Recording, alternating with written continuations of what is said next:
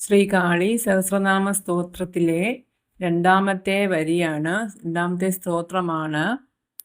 പ്രാണാത്മിക പ്രാണശക്തി സർവപ്രാണഹിതൈഷിണി. നമുക്ക് ഇതിൻ്റെ അർത്ഥം സിമ്പിളായിട്ട് നോക്കാം.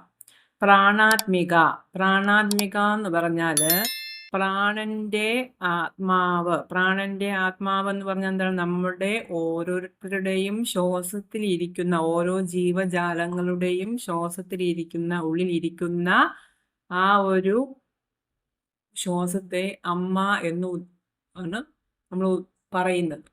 ശ്വാസം അമ്മയാണ്. രണ്ടാമത്തെ എന്താണ്? പ്രാണശക്തി. പ്രാണന്റെ ശക്തി, നമുക്ക് ജീവിക്കാനുള്ള പവർ തരുന്നത് ആരാണ്? അമ്മയാണ്. സർവം എന്ന് പറഞ്ഞാൽ എല്ലാം, മുഴുവനും.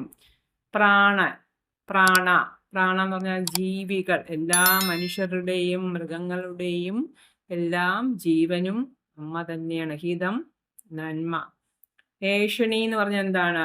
ഏഷണി ആഗ്രഹിക്കുന്നവൾ. അമ്മയാണ് എല്ലാ ജീവജാലങ്ങളുടെയും ശ്വാസം എന്ന് പറയുന്നത് ദേവിയാണ്. അമ്മ ജീവശക്തി തന്നെയാണ്. എല്ലാവർക്കും നന്മ മാത്രം ആഗ്രഹിക്കുന്ന, അല്ലെങ്കിൽ എല്ലാവർക്കും നന്മ മാത്രം വേണമെന്ന് ആഗ്രഹിക്കുന്നവള് അമ്മയാണ്, പ്രപഞ്ചശക്തിയാണ്, ദേവിയാണ്. രണ്ടാമത്തെ വരി, ഉമാ ഉന്മത്ത കേശിന്യുത്തമോ ഉന്മത്ത ഭൈരവി. ഉമ എന്ന് പറഞ്ഞാൽ എന്താണ്? സിമ്പിളായിട്ട് പറഞ്ഞാൽ പാർവതി ദേവി അമ്മയുടെ വേറൊരു നാമമാണ് ഉമ. പിന്നെ ഉന്മത്ത എന്ന് പറഞ്ഞാൽ ആവേശം അല്ലെങ്കിൽ ഭ്രാന്തമായ, ദുഷ്ടരെ കണ്ടാൽ കോപം വരുന്നവള്, അങ്ങനെയൊക്കെ പറയാം. കേശുന്യ എന്ന് പറഞ്ഞാൽ മുടി അഴിച്ചിട്ട.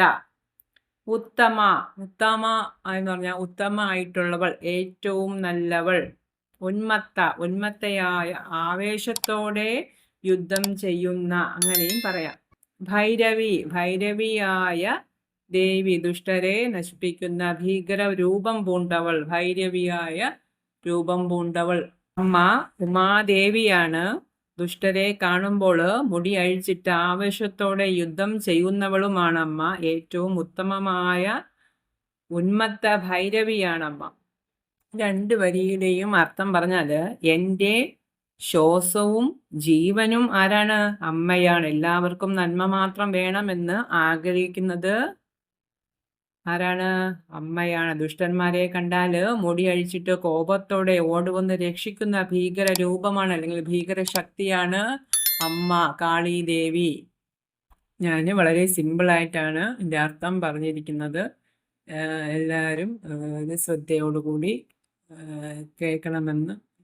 അമ്മയുടെ നാമത്തിൽ കേൾക്കണം. മകുതിയിട്ട് സ്കിപ്പ് ചെയ്ത് പോകരുത്. അമ്മേ ശരണം.